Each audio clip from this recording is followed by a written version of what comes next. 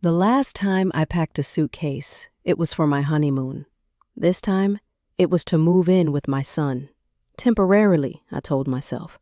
What I didn't know was that I had just walked out of my home and into a transaction I never agreed to. When my husband died, everything went quiet. Not just in the house, though that was true too. The television stopped running his news shows. The radio in the garage never played country anymore. The old recliner stopped creaking under his weight. But the quiet that hit me the hardest was inside, a kind of silence that doesn't come from sound, but from not having anyone left to check in with before making a decision. For the first few weeks, I cleaned out closets, folded old jackets, washed curtains. I made his favorite chili, even though no one was there to eat it. Then Kyle, my only son, came to visit. Just for the weekend, he said. But on Sunday morning over coffee, he put his hand gently over mine and said, "Mom, you shouldn't be alone in that big house. Melissa and I have been talking. Why don't you come stay with us for a while?" I didn't answer right away. Kyle had a tone when he was trying to be gentle but decisive. It was the same tone he used when telling me not to drive at night anymore, or when he helped me with my online banking passwords by changing them and not writing them down. He meant well, I told myself. He always had, so I said yes. I packed my suitcase. I told myself it would be for a few months, just until I felt steadier. My name was still on the house deed. I kept up the taxes. This wasn't permanent. I didn't want it to be permanent. When I arrived, Melissa greeted me with a smile that didn't quite reach her eyes. "Oh, wow, you brought a lot," she said, eyeing my 2 suitcases and tote bag. I looked at the things in my hands, 2 old Samsonite bags and my blue knit tote I've used since 1983. I was bringing less than I took on my honeymoon, but already I felt excessive. They gave me the guest room. Kyle had cleared out his old office. The bed was a futon. There was no closet, but Melissa said, "Just keep your things in totes under the bed. We'll get some shelves up eventually." Eventually. The first few days were pleasant. Kyle drove me to the store. Melissa made dinner.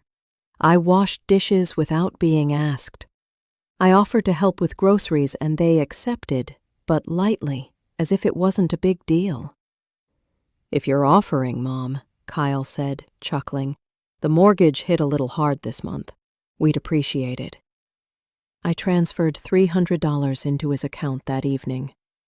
No one said thank you. 3 weeks later, I was paying the electric bill. Melissa explained that since I was using electricity too, it made sense. I agreed. It did make sense. So did the gas bill, and part of the water, and the groceries. One day, Melissa asked me to pick up her prescription and just put it on your card. It's quicker. I did. Then came their daughter's soccer uniforms, then school lunch payments, then, strangely, a tire rotation for Kyle's car. Each time it was something small. Each time it was just easier this way. By month 3, I was covering $1,200 a month. I knew because I finally added it up on a yellow notepad in the kitchen while no one was home. I told myself, this is what mothers do. This is family. It's not forever. But something inside me had started to twitch. An old instinct I hadn't felt since the first time Kyle came home at 3 a.m. smelling like tequila and excuses. The suitcase I packed was still under the futon. I hadn't unpacked it completely. I don't know why. Maybe because somewhere deep down I already knew this wasn't a homecoming. It was a surrender I hadn't yet realized I had made. The yellow legal pad sat on my lap, the kind we used to use in school when the copier broke down. I had written it in neat columns, just the way I used to balance the class budget for our 5th grade bake sale fundraiser. Groceries, $380. Utilities, $270. Melissa's prescriptions, $78. Car repair, $220. Uniforms, lunches, misc, $312. It totaled just over $1,200 for 1 month. I stared at the numbers and told myself again, it's fine. It's just a phase. It's what mothers do. But here's the thing. When you give, truly give, you expect nothing in return. Except maybe not to be looked at like an inconvenience in your own son's kitchen. It started with the fridge. Melissa reorganized it and said I was putting things in the wrong place. I said nothing. Then came the laundry. One morning I found my clothes, still damp, piled on top of the dryer, replaced mid-cycle so Melissa could wash her yoga gear. No note, no apology, just my wet blouses wrinkled into a lump. One evening I offered to make dinner. I had picked up salmon and asparagus, even bought a bottle of white wine, something nice. I was looking forward to setting the table, doing something thoughtful. Kyle came home late. Melissa was on her phone the whole time. When I brought the plates to the table, she barely looked up. "Oh, I didn't know you were cooking. I already ordered Thai." She said it like I'd done something inconvenient. The salmon sat untouched. Maggie, their daughter, took a single bite and asked for pizza rolls. I wrapped the leftovers and put them in the fridge. Under the wrong things, I suppose. Kyle didn't say anything. That's what got me more than anything. Not the rudeness, not the forgotten thank yous, but the silence. My son, the boy who used to scribble me notes in crayon that said, "I love you, Mommy," now avoided eye contact when I entered the room. He wasn't mean. He was distant, like he was embarrassed I was still here. A week later, Melissa left the Wi-Fi bill on. "Would you mind covering this one?" Would I mind? No, I wouldn't mind. But I would have appreciated being asked like a person, not assigned like an expense. I paid it. Of course I did. Then I made dinner again that night. Chicken piccata from scratch. Melissa didn't come down at all. Kyle took his plate into the living room. No one said thank you. No one even said it tasted good. I used to teach children to write thank you cards. Now I lived with adults who acted like utilities came with me included. That night, in the quiet of my guest room, the converted office with no closet and a futon, I wrote myself a note in my journal. When people stop thanking you, they start expecting you. And when they start expecting you, they stop seeing you. I stared at the words for a long time. Then I slid the yellow legal pad under the mattress. The next morning, Melissa knocked on my door. Just one soft tap, like she was doing me a favor. "Do you think you could pick Maggie up from soccer today? Kyle's got a late meeting and I have my client calls." I nodded. Of course. Always of course. I didn't even ask what time. I just grabbed my sweater and keys. In the car that afternoon, Maggie sat in the passenger seat with her headphones in. She didn't look at me, didn't speak. At a red light, I glanced at her and realized I didn't know the last time she'd asked me a question, or smiled, or looked me in the eye. I was invisible, not hated, not abused, just unnecessary. And yet somehow essential to their comfort. Like electricity, like Wi-Fi, like a bill that gets paid every month and no one really thinks about where it comes from. When we got home, Melissa didn't even say hello, just called out from the upstairs landing, Can you put Maggie's cleats in the wash? Thanks. No, please. No, how was your day?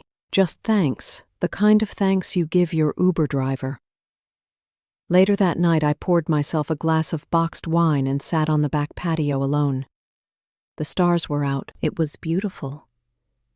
If you ignored the faint sound of Kyle's TV from upstairs and the fact that I didn't know where I fit anymore.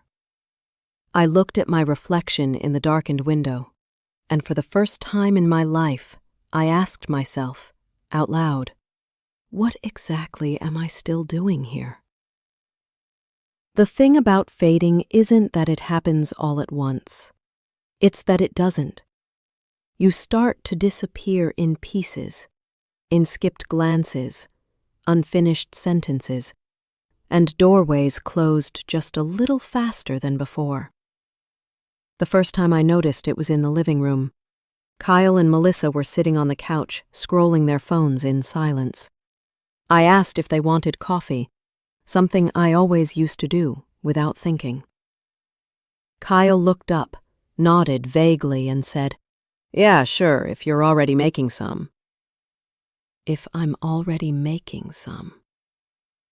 I wasn't, but I did. I brought out 3 mugs. No one touched theirs but me. Melissa left hers sitting on the side table until it was cold, and then placed it in the sink. No word, no sip, no thanks. It sat there for 2 days. The next time it happened, I wasn't even in the conversation. Literally. Kyle was standing in the kitchen with Melissa, discussing spring break. "So I was thinking we could take Maggie to San Diego, visit your cousin maybe? We'd have to book the hotel soon." Melissa said, "Yeah, maybe fly out Thursday night?" Neither looked at me, even though I was right there, drying dishes. Even though they knew I used to live in San Diego. Even though they never once said whether I'd be coming or staying behind. That part was understood.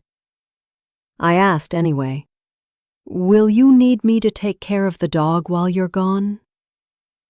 Melissa smiled faintly. "That would be amazing, Helen. Thank you." As if I'd already offered. As if it wasn't a question. Later that night, in bed, I thought about all the things I didn't say. I didn't ask what hotel. I didn't ask who was paying. I didn't ask how long they'd be gone. Because I knew my role. It became easier to track the shifts, like finding fingerprints on a mirror. Small, smudged, invisible until you lean in just right. I noticed my shampoo in the shower was replaced by something for sensitive scalps. Melissa said it was better for mature hair. I noticed my toothbrush had been moved from the top shelf to a plastic cup under the sink. My favorite chair, the one I always sat in after dinner, was suddenly holding laundry. No one said, "Don't sit there," but I didn't. One afternoon, I came downstairs to find Melissa on a Zoom call. I tried to step softly across the kitchen. She raised one finger in the air, not looking at me, not now. I stepped back, silent, like a child sent from the room. Maggie was no different. She barely looked up from her screen anymore.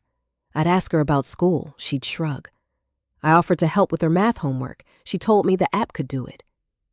Even the dog started following Melissa around more than me. It sounds silly, but when a dog stops greeting you at the door, you notice.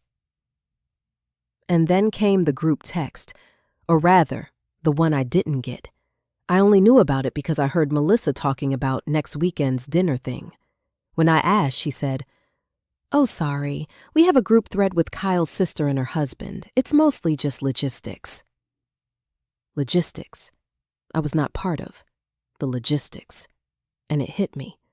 I was in this house, but not in their lives. I was around, not with. That night, after everyone had gone to bed, I walked barefoot into the kitchen and poured a glass of water. I stood in the dark, listening to the quiet buzz of the refrigerator, the only sound that acknowledged me.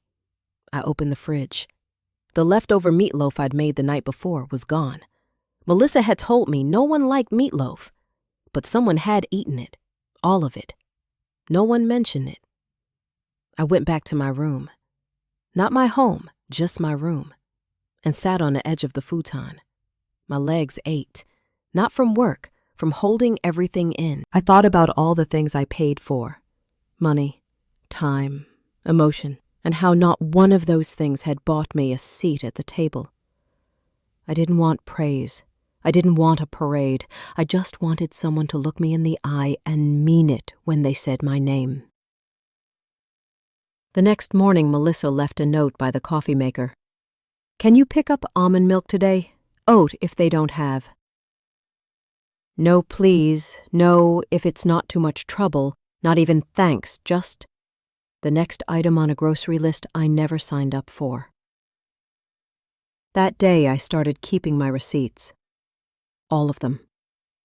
Not because I needed proof, but because something inside me whispered, they're not just forgetting you, they're phasing you out.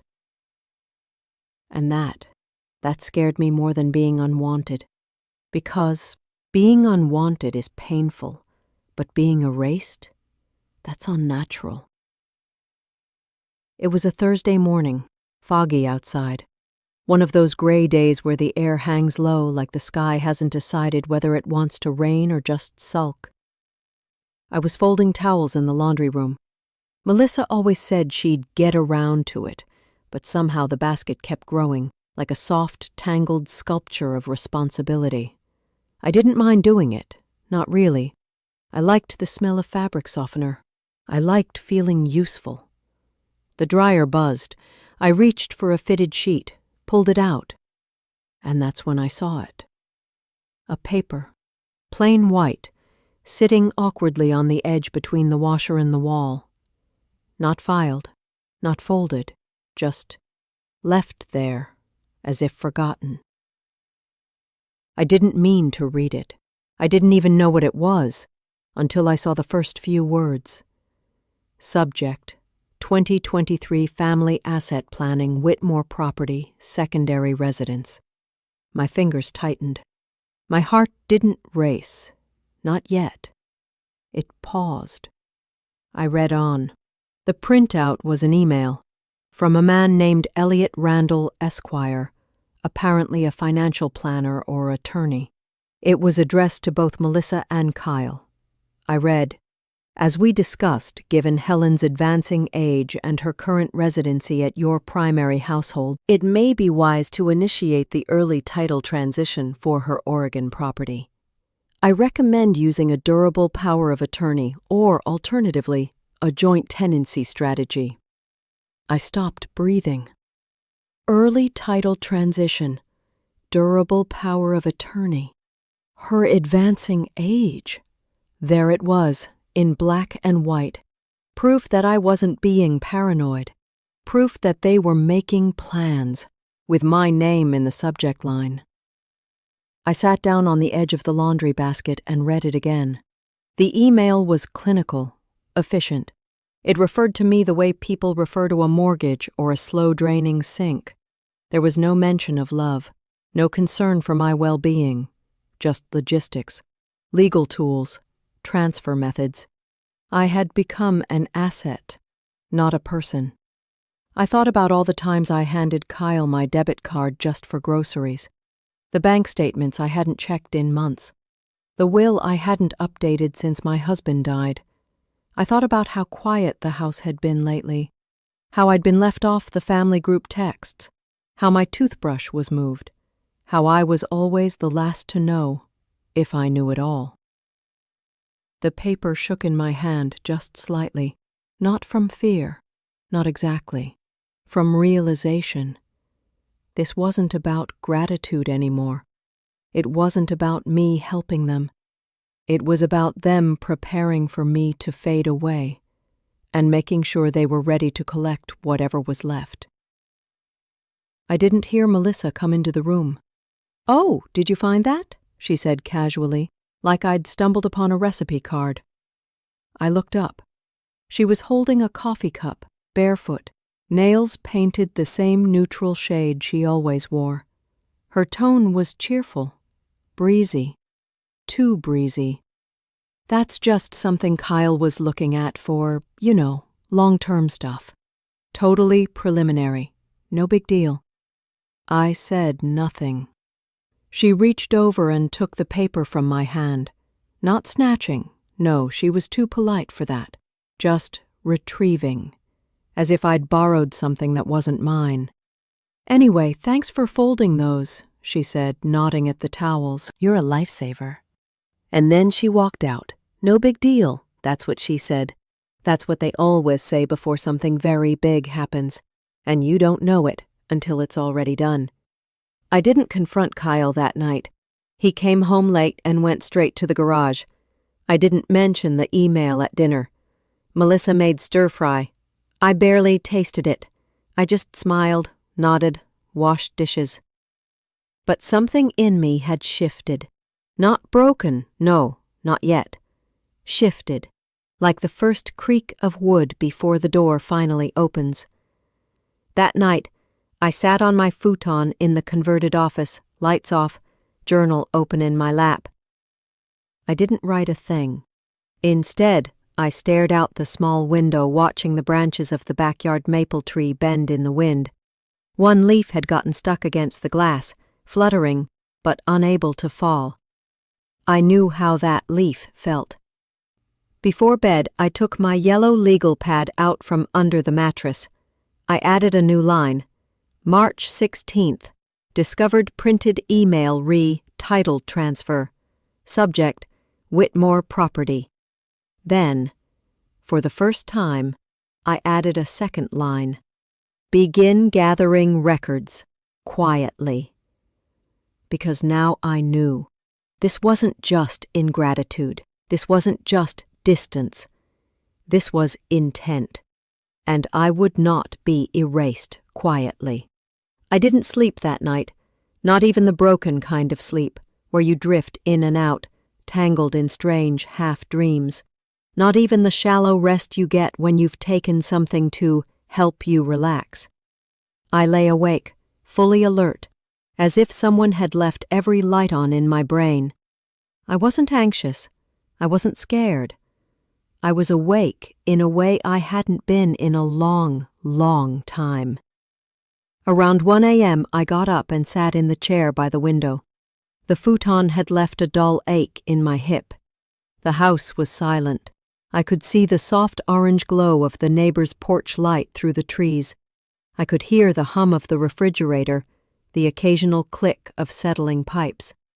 But mostly, I heard myself. And that was new.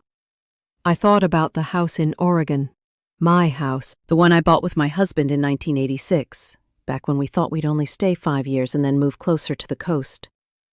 But 5 years became 10, then 20, and before I knew it, I'd planted lilacs that bloomed every April and painted the kitchen 3 times just because I liked watching it change.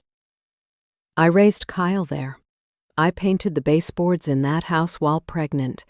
I carved Thanksgiving turkeys on the same butcher block counter for 30 straight years. When my husband died, I sat on that back porch and cried into a bottle of wine until the sun came up. And now it was just a line in a spreadsheet, an asset to be transferred early. My fingers curled slowly around the arms of the chair. They think I won't fight, I thought, because I'm polite, because I say it's okay when it isn't, because I fold towels and run errands and never, ever raise my voice. They think that means I'm weak. At 2:13 a.m., I opened the bottom drawer of the old desk Melissa had shoved into the corner when they converted this office into my room. It creaked. Dust floated. Inside was a shoebox. I kept all my important documents there. Birth certificate, marriage license, the will I'd made in 2002. I flipped through the pages slowly. The will was handwritten, witnessed, notarized. I remembered every line of it. Back then, Kyle was still just our son, not the primary point of contact. I hadn't updated it since my husband passed. And that was my first mistake. By 3 a.m., I was drinking chamomile tea, even though I knew it wouldn't help. I was sitting at the kitchen table in the dark, just me and the ticking clock and the hum of the dishwasher I'd loaded myself earlier. I didn't cry. I thought I might, but there was no sadness in me. Not anymore. Only clarity. A slow, sobering clarity. When you spend your life giving and giving, you assume, naively maybe, that someone will eventually say, "That's enough. Sit down now. You've done more than enough." But no one says that. They just take more. They don't even notice the taking. I thought about the time I gave Kyle my last $10,000 to help him through grad school. He never paid it back. He never even mentioned it again.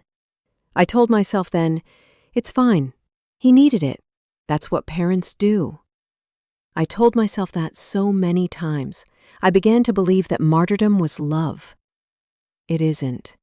Love doesn't ask you to disappear. The back porch light flicked on. Motion sensor, maybe a raccoon, maybe a branch. I didn't move. I let the silence settle again. Then, slowly, deliberately, I stood up and walked back to my room. I opened my yellow legal pad, added 2 more lines. Marshall will, schedule update. Begin recorded transactions. Document timeline. I looked at those words like they were coordinates, the beginning of a map out of something I didn't even know I'd been trapped in. I don't know what time I finally lay back down. The sky was lightening when I closed my eyes, but sleep never came. Because that night wasn't about rest. It was about waking up. By 7 a.m., I was still wide awake, sitting at the kitchen table, watching the sunrise paint weak stripes across the tile floor. Melissa walked in wearing leggings and a sports bra, earbuds already in. She didn't notice the yellow pad open in front of me. Or if she did, she didn't say. "Morning," she said, yawning. "Did you use the almond milk? There's none left." That was all. No good morning. No, you look tired. No, were you up all night thinking about the future we're stealing from you? Just almond milk. I nodded, closed the notepad, and said nothing. I had something more important to do. Her car pulled out of the driveway by 7:45. Kyle left 20 minutes later, waving vaguely as he backed out. By 8:15, the house was empty, and by 8:17, I was holding the phone in my hand, staring at a number I hadn't dialed in almost 6 years. Nancy Wallace. We met back in the early 80s, when I was a teacher and she was a paralegal at a small firm in Eugene. She was smart, funny, sharper than anyone I knew. She never married, never apologized for taking up space. When I told her I was quitting teaching to raise Kyle full-time, she didn't judge me. But she never quite understood it either. "You're not a martyr, Helen," she used to say. "Don't build a life around the idea that someone will give you a medal for it." At the time, I thought she was cynical. Now I think she was clairvoyant. The phone rang 3 times. "Helen Whitmore?" she answered, her voice just slightly raspier than I remembered, but still quick, still awake, still entirely Nancy. "I'll be damned. I thought you moved to Canada or something." I smiled. First time that day. "I moved into my son's spare room instead," I said dryly. She didn't laugh, just waited. I don't know what made me say it, but I did. "I think they're trying to take my house, Nancy." Silence. Then flatly. "Tell me everything." It took me 12 minutes to explain. I told her about the email, the printed copy, the phrasing, durable power of attorney, early title transfer. I told her about the bills, the groceries, the way it had all started with helping and turned into obligation. I told her I was still on the deed, that the will was outdated, that Kyle and Melissa had access to things they shouldn't. Nancy didn't interrupt once. When I finished, she exhaled, slow, low. "Helen," she said carefully, "has anyone else called this what it is? What do you mean? This isn't just being taken for granted. It's not just bad boundaries. It's financial elder abuse, and it happens more than you'd believe." The words landed like a sharp tap to the ribs. Elder abuse. I hated it, not because it wasn't true, but because it was. "That sounds dramatic," I said. Nancy barked a laugh. "That's what they want you to think. You're the one paying their bills, being isolated, manipulated, pushed out of decisions. They've even got a lawyer sniffing around your deed?" They said it was just hypothetical. "So is fire, until it burns down your house." She paused, then softened. "Look, you don't need to blow up your life today, but you need to start building a wall between your assets and their plans. Quietly, intelligently, strategically." I felt a weight shift, like someone had lifted part of the floor I'd been standing on, and underneath it, there was steel. "You still have your own bank account?" she asked. "Yes." "Do they have access?" "Not officially." "Then start there. Review your statements. Track every transaction. Start keeping your mail separate. I'll help you look over your will. And you need to talk to someone about a protection trust." "I don't have that kind of money." "Helen, you own a house. You're exactly the kind of person who needs to protect their money." We talked for 43 minutes. By the end of it, I'd written down 5 things to do by the end of the week. 1. Provide all financial statements for the past 6 months. 2. A P.O. box for private mail. 3. Contact a local elder law attorney. Nancy would refer one. 4. Revoke any shared access to accounts. 5. Themselves, the will. Right before we hung up, she said something I hadn't heard in years. "You're not crazy, Helen. You're not overreacting. You're being woken up." After the call, I didn't cry. I got dressed. I made myself a real breakfast: eggs, toast, strawberries, not just leftovers and coffee dregs. And for the first time in months, I opened my laptop not to Google Melissa's oat milk or find coupons, but to start saving myself. The next morning I made a pot of coffee. My coffee. The dark roast I liked, not that watered-down organic chicory blend Melissa insisted on. I poured a mug and sat at the kitchen table with my yellow legal pad and a highlighter. Yes, a highlighter. There was something deeply satisfying about watching each line glow, like I was marking my way through a forest I once thought was my home. One by one, I checked off the things Nancy and I had discussed. Professionalism, requested. P.O. box, reserved online. MLS words, changed. Will, reviewed but needs update. Fail forwarding, scheduled. It wasn't much, but it was mine. Kyle came home early that day. He walked in around 3:30, rare for a Tuesday. No warning, no explanation, just, "Hey Mom, got a sec?" I looked up from the dining table where I'd just finished sorting some papers. He was smiling too big, the way he used to when he broke something and didn't want to tell me. He had a folder in his hand. My stomach went cold. He sat down across from me like it was a business meeting. "So, Melissa and I were just going over some stuff, nothing urgent, and I thought you might want to take a look." He slid the folder across the table like he was offering a menu. Inside was a single document, neatly formatted, already partially filled out. "It's just a basic financial authorization form. It doesn't do anything yet, it just lays groundwork. You know, in case of emergency. He said that word, emergency, like it was a seatbelt, something responsible.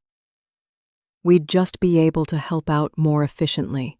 Bills, taxes, that sort of thing. I didn't touch the folder. I looked at him, really looked, and for the first time I didn't see my son sitting across from me. I saw a man who was asking for control under the disguise of help. "I'm not signing anything else," I said. "No anger, no drama, just fact." Kyle blinked. "It's not binding. I mean, it's just easier if we get this started now instead of waiting until—" "I'm not signing anything," I repeated calmly. "Not today, not later, not without my own lawyer." Silence. He tried to smile, but his mouth twitched in a way that wasn't smiling at all. "Mom, don't you trust me?" Ah, there it was. The question designed. I leaned back in my chair and folded my hands. "I trust you to take care of your own family, and I trust myself to take care of mine." He looked like he'd been slapped. "You don't need to get dramatic. This is just a piece of paper." "Then it shouldn't matter if I don't sign it." His jaw tensed. "Fine," he muttered, reaching for the folder. "And while we're talking about paperwork," I added, "I'd like you to take your name off my utilities account. I saw the transfer request you made online. I've already called to reverse it." That did it. His face turned a shade darker. Not rage, injured pride. Melissa thought it would simplify things. It doesn't. For me. We stared at each other for a long moment. I think he was trying to decide whether to argue or backpedal. Eventually, he nodded stiffly and stood up. "Okay, if that's how you want it." I didn't say anything. He left the room. An hour later, Melissa came downstairs and didn't even look at me. She opened the fridge, slammed it closed, and walked out the back door with her phone pressed to her ear. I didn't ask who she was calling. I already knew. That night, they didn't come down for dinner. Maggie ate a granola bar and vanished back upstairs. No one said good night. The silence was louder than yelling. But I was still sitting at the table when the dishwasher finished its cycle. Still drinking my coffee, now cold. Still not signing a damn thing. That night in bed, I added a new line to my notes. First pushback. Kyle brought POA form. I declined. No blow-up. Yet. Then a second line. The mask is slipping. I turned out the light, lay back on the futon and let the silence hang like armor around me. They weren't asking anymore. They were testing, and I had just given them the answer. The next morning I woke up to find a sticky note on the fridge. Melissa's handwriting, all block letters. "Remember to turn off the stove after cooking. Just a reminder." No smiley face ever felt more condescending. I hadn't left the stove on. Not once. Not ever. But that didn't matter, did it? What mattered was the suggestion. At breakfast, Kyle was unusually cheerful. He talked too much, asked me 3 times whether I remembered Maggie's dentist appointment next week. "It's next Thursday, Mom. You got that? Thursday, not Wednesday like last time." I hadn't confused the day. I hadn't even mentioned it. But he looked at Melissa when he said it, and Melissa didn't correct him. She just stirred her coffee and said, "Maybe we should print out a little calendar. Something big, magnetic, easy to read." She didn't look at me. She was smiling at her mug. I looked down at my toast. The bread was burnt. I didn't even remember toasting it. That afternoon, I found Melissa standing in the garage, phone pressed to her ear, door cracked open just enough for voices to leak into the hallway. I wasn't trying to eavesdrop, but her tone made me stop moving. No, we haven't done any formal assessments yet, but there've been signs. Silence. Well, she repeats herself. She leaves things on. She misplaces items and blames us. It's been escalating. Another pause, a longer one. Then, if we do need to show cause later, we're going to want documentation, right? I didn't breathe, didn't blink. She was talking to someone about evidence, about mental decline, about me. I backed away before she saw me, walked straight to my room, closed the door, locked it quietly, and sat on the futon with my pulse ringing in my ears like a war drum. They weren't just taking notes. They were building a case. I pulled out my yellow legal pad and flipped to the back. I started a new list. Behavioral setup. Evidence of gaslighting. 1. Sticky note on fridge. Stove accusation. 2. Reluctance. Thursday, not Wednesday, 3 times. False implication of memory error. 3. Melissa phone call.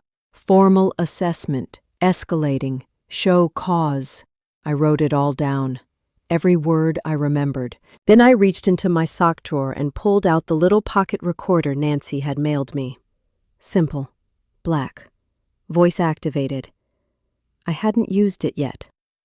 Until now. That evening, Melissa made dinner. Stir-fry again. Nothing fresh, just frozen vegetables and bottled sauce. She served it without a word and went upstairs before we finished eating. Kyle cleared his throat halfway through the meal.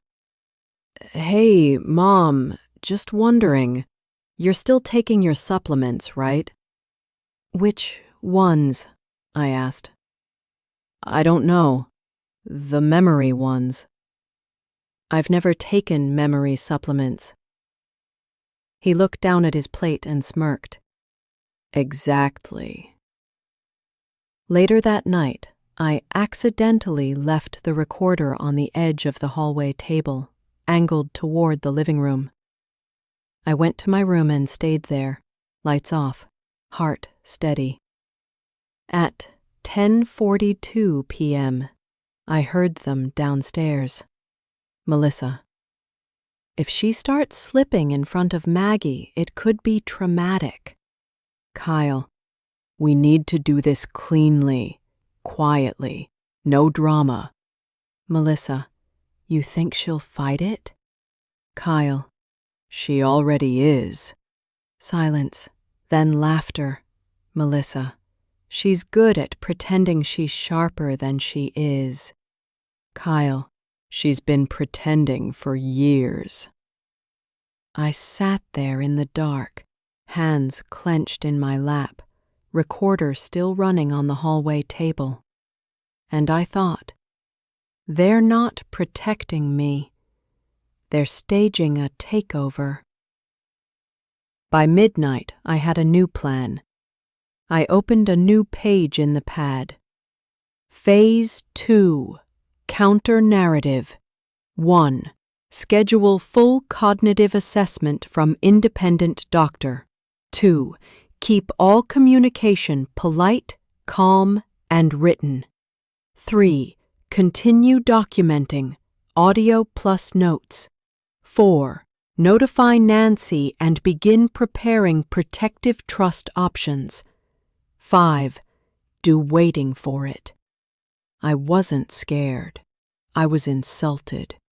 Not because they thought I was forgetful, but because they thought I'd hand them my life without ever remembering who I was. They wanted to erase me with kindness, with helpfulness, with a script I used to teach children how to read between the lines. Now I was reading between theirs, and writing my own ending. The following Monday, I put on my gray wool coat, the one with the deep pockets, and slipped the recorder inside. Then I called a lift. Melissa had taken the car to Pilates, and I didn't want to burden anyone. I didn't say where I was going. Not to Kyle, not to Melissa, not even to Maggie. If they'd asked, I would have said, library. But no one did, and that told me everything. Dr. Keene's office was inside a quiet, well-kept clinic attached to the university hospital. Nancy had given me his name. She said, "He doesn't care about your family drama. He cares about the truth, and he'll write it down." He was in his early 60s, professional but not clinical. When he shook my hand, he looked me directly in the eye. That alone felt revolutionary. "So," he began, "why are you here?" I thought for a moment, then answered, "Because someone else is trying to say who I am, and I'd like to establish the facts before they do." That made him smile. "All right then, let's begin." We spent over an hour together. Memory recall, language comprehension, orientation, problem solving, abstract reasoning. I remembered the address he told me 5 minutes earlier. I spelled world backwards without a blink. I completed the math section faster than I expected. He didn't offer praise, and I didn't need it. He was measuring truth, not performance. At the end, he set his pen down and looked at me carefully. "Ms. Whitmore, based on these results and my observations, you are cognitively intact. Above average, frankly. Any suggestion otherwise would not hold up professionally or legally." I didn't realize how hard I'd been gripping the chair arms until I felt my palms start to ache. "Can I have that in writing?" I asked. "You can, and you will. You'll have my full report by Friday. Do you want it mailed or emailed?" "Both." On the way, opened a P.O. box, paid for 6 months up front, signed nothing that included Melissa's or Kyle's name, changed the delivery address for my financial statements, pension documents, and the property tax office. It took 12 minutes. And for the first time in a long time, I walked out of a store lighter than I walked in. Back home, I made lunch. A real one. Grilled cheese with tomato soup, just like I used to make for Kyle when he was sick. He didn't come downstairs, but that was fine. I wasn't making it for him. That evening, they were both in the kitchen when I came in to wash dishes. Kyle had his laptop open. Melissa was scrolling her phone, sipping wine. The usual. I pressed record in my pocket and began tidying up. Kyle. "Mom, you missed Maggie's pickup today." Me. "I was out. I had an appointment." Melissa. "It would have been nice to know. It's not like you're working." Me. "I didn't know I had to report my schedule." Kyle. "Well, when you're part of a household." Me. "Am I?" Silence. I turned and faced them. Me.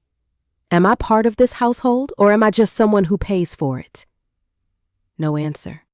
Melissa broke the moment by pretending to notice her wine was empty. I went back to my room and uploaded the audio file to my private drive, labeled it Kitchen Incident, March 21st. Then I made a backup copy on a flash drive, then another. That night, Nancy called. I gave her the update. She said one word. "Good." Then, "Are you ready to move forward?" "Yes. I've got a contact, elder law specialist. Quiet, sharp, doesn't miss a damn thing. You want me to set up a consult?" "Yes." I didn't hesitate. Before bed, I added 2 more lines to the yellow pad. Dr. Keene eval. Passed. Report to arrive Friday. Populate opening. Statements redirected. Legal consult pending. Then I underlined the next blank space. I didn't know what would go there yet, but I knew this. It would be written by me, not for me, and certainly not about me. I asked them to meet me at the kitchen table after dinner. No explanation, no preamble, just, "I'd like us to sit down, all three of us. 7 o'clock. Melissa blinked. Kyle raised an eyebrow. Neither said no. So at 7 o'clock sharp, I was already sitting at the table, a folder in front of me, calm as still water. Kyle came down in a sweatshirt and joggers. Melissa in a cardigan, holding a glass of wine she didn't offer to share. "Everything okay?" Kyle asked, smiling like someone who expects a compliment. "Fine," I said. "Let's begin." I opened the folder. Inside were 3 things. Dr. Keene's signed cognitive evaluation, confirming full capacity. Not or notarized letter revoking all shared access to my financial accounts. Formal notice that I was being represented by legal counsel, effective immediately. I placed all 3 on the table between us, neat as silverware. "This," I said, tapping the doctor's letter, "is a professional certification that I am fully mentally competent. I've sent copies to my lawyer and to my primary bank." They didn't speak. Kyle's jaw shifted. "This," I said, pointing to the revocation, "means neither of you will have access to my accounts. Not for groceries, not for utilities, not for convenience. That ends now." Melissa opened her mouth. I raised a hand. "And this is notice that any future financial or legal discussions about my name, property, or assets are to go through my attorney. I will not sign a single document without counsel present." Silence. Then Kyle laughed. A short, breathy scoff. "Mom, come on. This is overkill. We're family." "Exactly," I said, "and family shouldn't operate in secrecy, coercion, or behind-the-back planning." Melissa bristled. "Nobody's coercing you. That's incredibly unfair." I met her gaze, steady. "Is it unfair to protect myself from people who've already discussed transferring my house without my knowledge?" Kyle stiffened. "We didn't. It was just estate planning. You're blowing this out of—" "I found the email, Kyle." His mouth shut. I didn't raise my voice. I didn't have to. "You've used my income to subsidize your lifestyle. You've implied I'm forgetful. You've excluded me from decisions about my own life, and now you've quietly started preparing to take control of everything I've built." I took a breath. "No more." Melissa sipped her wine. A long sip. Then, "Well, if that's how you feel, maybe it's time we all rethink the arrangement." Ah, there it was, the ultimatum. "If you're not going to trust us," she said, voice brittle, "then maybe staying here doesn't make sense anymore." Kyle stared at his hands. I nodded, slowly. "I agree," Melissa blinked. "I'll be moving out." Kyle finally looked up. "Mom, wait, you don't have to do that. Actually, I do. Because trust doesn't get rebuilt under someone else's roof. Especially when that roof is leaking. We just wanted to make sure things were secure," he said quietly. "For who?" They didn't answer. And for the first time since I moved in, I wasn't afraid of the silence. I owned it. I stood up and gathered the folder. I didn't look back, just said, "You'll receive my forwarding address when it's finalized. Please don't contact my lawyer. She'll contact you if needed." I left them sitting there, in their kitchen, surrounded by furniture I paid for, under lights I paid for, on a floor cleaned with the hands of a woman they thought wouldn't notice what was being taken. They were wrong. That night I opened a new page in the yellow pad. Formal revocation delivered. Legal notice issued. Intention to vacate confirmed. No escalation. I underlined that last part. Because victory doesn't always come with fireworks. Sometimes it comes with calm, with documents, with a woman at the table who finally remembered her worth. I started with the books. There weren't many, just 3 paperbacks and an old hardcover cookbook I'd brought with me when I moved in. I'd used it exactly twice. Melissa had her own cookbooks, trendy ones, with plant-based in the title, and photos of salads no one in the house actually ate. I slid mine into a canvas tote bag. It was stained, a little warped from a splash of red wine in 2009, but it was mine. That was the rule now. Only take what's mine.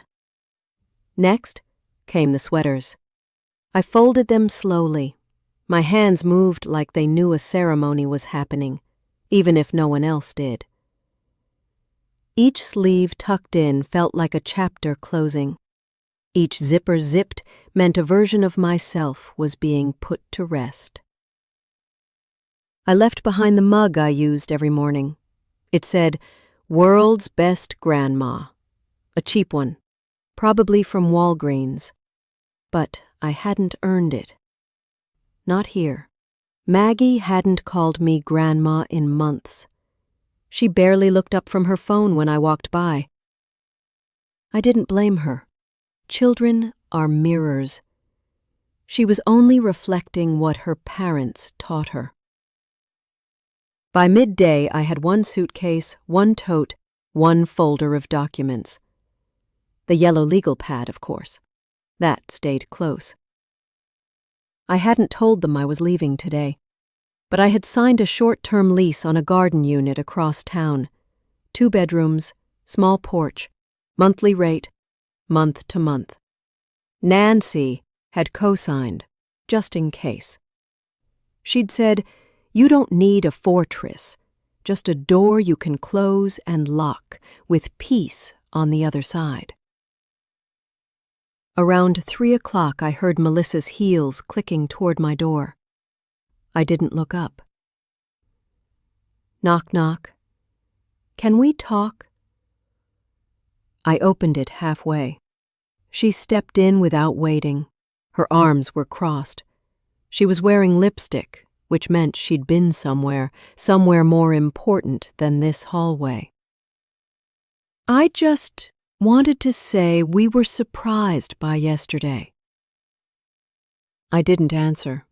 She softened her voice, that fake softness, the kind people use when trying to sound reasonable while they're still playing chess. "Look, we didn't handle things perfectly, but you're being extreme." "Protecting myself isn't extreme. When we're trying to rob you." "You were." Her mouth opened, closed, opened again.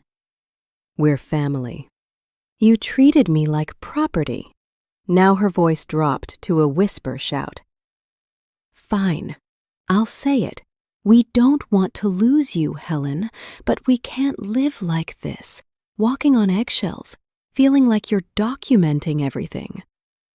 I stared at her. "Then why did you give me eggshells?" Silence. She blinked, swallowed.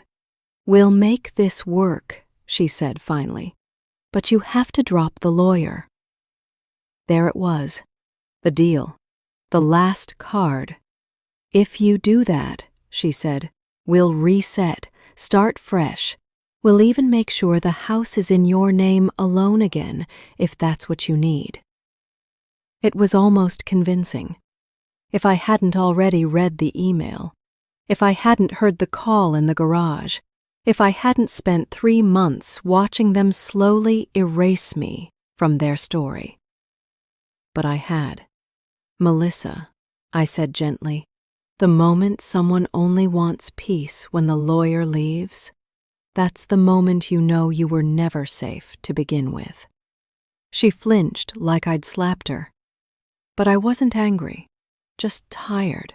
Tired in the kind of way that makes clarity feel like mercy. I zipped my suitcase and stepped past her. She didn't follow me down the hall, didn't offer help, didn't ask where I was going. Maybe because she knew, or maybe because, like all people who lose control, she needed a villain more than a truth. I walked out the front door without ceremony. Didn't glance back at the house I'd helped fund. Didn't wave goodbye to Maggie, who was probably in her room learning from silence. Didn't write a note. I didn't need to explain myself anymore. They had taught me that. The Lyft driver was quiet, an older woman with silver braids and a playlist of Motown classics humming softly through the speakers. She helped me with my bag, didn't ask questions. She just said, "Going somewhere new?" And I smiled for the first time in days. "Yes," I said, "somewhere that sees me." The apartment, hardwood floors, no dishwasher, one closet that creaked when you opened it too fast. But it was mine. No one else's groceries in the fridge, no post-it notes on the appliances, no phantom footsteps upstairs. Just me, and silence that wasn't heavy. The first night I slept for 8 hours straight. No dreams, no dread, no futon. Just a real bed, soft sheets, and a body that finally knew it didn't have to flinch awake. I woke up and made real coffee, dark roast, French press, 3 scoops the way I like it. And then, for the first time in years, I sat down and ate breakfast at a table that didn't feel like an interrogation room. Nancy came by the next day.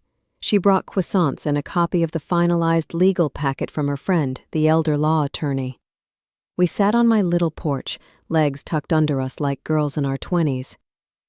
"So what's next?" she asked. I smiled. Nothing dramatic. No grand revenge. No need. They already lost the one thing they were trying to control. Which was me. We talked about the trust. It was all finalized. My assets protected. My house in Oregon legally walled off from any future manipulation.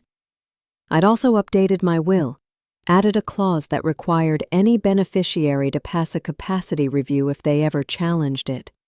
A quiet clause, sharp as a blade. Nancy had read it and said, "That's the most elegant middle finger I've ever seen." A week passed, then 2.